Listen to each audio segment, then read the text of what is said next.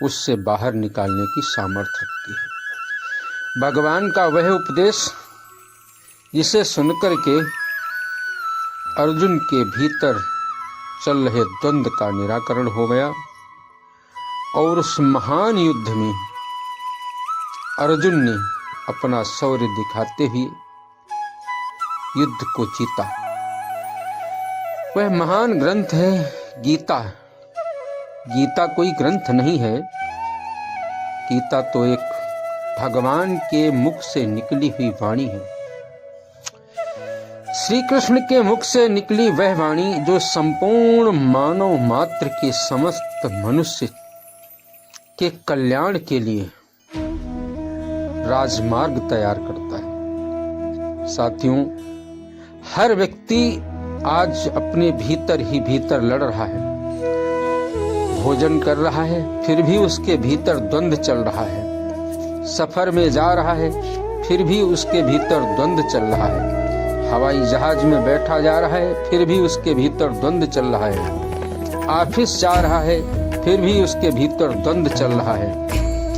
यहाँ तक कि अरबपति पूंजीपति इनके भीतर हमेशा द्वंद्व चलता रहता है। हर व्यक्ति भीतर ही भीतर लड़ रहा है, बाहर से उसकी कोई लड़ाई नहीं है।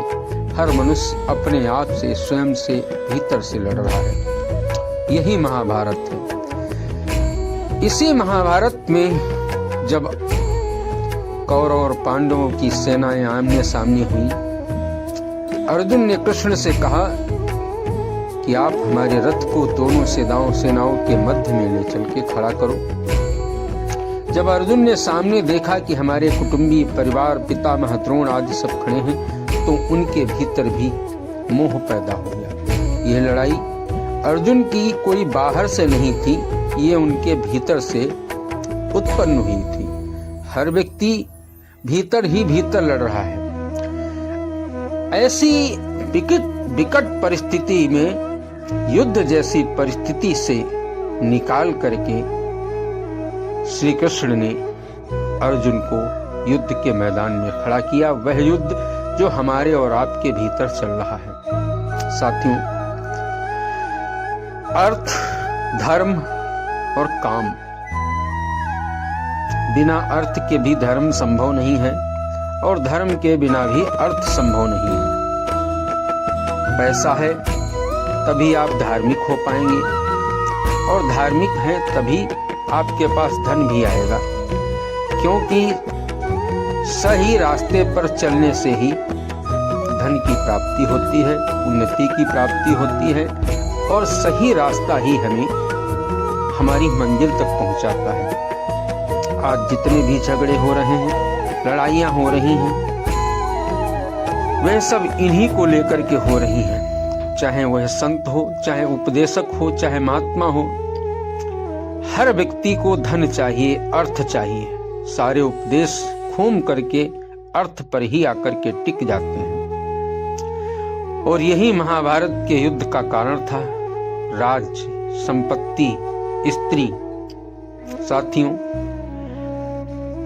3 वजहों से लड़ाइयां होती हैं, या तो स्त्री को लेकर के, या भूमि को लेकर के, या धन को लेकर के। इन 3 कारणों से मनुष्य लड़ता है और इन्हीं 3 कारणों को प्रमुख माना गया है। साथियों, गीता का खास लक्ष्य यह है, गीता किसी वाद को लेकर नहीं चली है, अर्थात द्वैत, अद्वैत, विशिष्टाद्वैत, द्वैताद्वैत, विसिद्धाद्वैत, अचित्य भेदाभेद आदि किसी भी बात को किसी एक संप्रदाय, किसी एक सिद्धांत को लेकर नहीं चली। गीता का मुख्य लक्ष्य है कि मनुष्य किसी भी वाद, मत, सिद्धांत को मानने वाला क्यों न हो, उसका प्रत्येक परिस्थिति में कल्याण हो जाए। वह किसी भी परिस्थिति में परमात्मा प्राप्ति से वंचित न रहे, क्योंकि जीव मात्र का मनुष्य योनि में जन्म केवल अपने कल्याण के लिए ही हुआ। संसार में ऐसी कोई भी परिस्थिति नहीं है जिससे मनुष्य का कल्याण न हो सकता है। कारण कि परमात्मा तत्व प्रत्येक परिस्थिति में समान रूप से विद्यमान है। मनुष्य के सामने कोई भी और कैसी भी परिस्थिति आए, उसका केवल सदुपयोग करना है। सदुपयोग करने का अर्थ दुखदायी परिस्थिति आने पर सुख की इच्छा का त्याग करना और सुख की परिस्थिति में आने पर सुख भोग का तथा वह बनी रहे ऐसी इच्छा का त्याग करना और उसको दूसरों की सेवा में ही लगा देना, यह सदुपयोग है। इन कठिन परिस्थितियों से गीता हमें बाहर निकालती है। और ध्यान रहे, गीता डॉक्टर भी बनाती है, इंजीनियर भी बनाती है, IAS, PCS जितने भी उच्च पद हैं, गीता का एक एक श्लोक महामंत्र के समान है। भगवान के श्री मुख से निकली वाणी का एक एक शब्द महामंत्र है। जिस व्यक्ति ने अपने जीवन में उसे उतार लिया, वह समझ लो इस द्वंद्व से बाहर निकल गया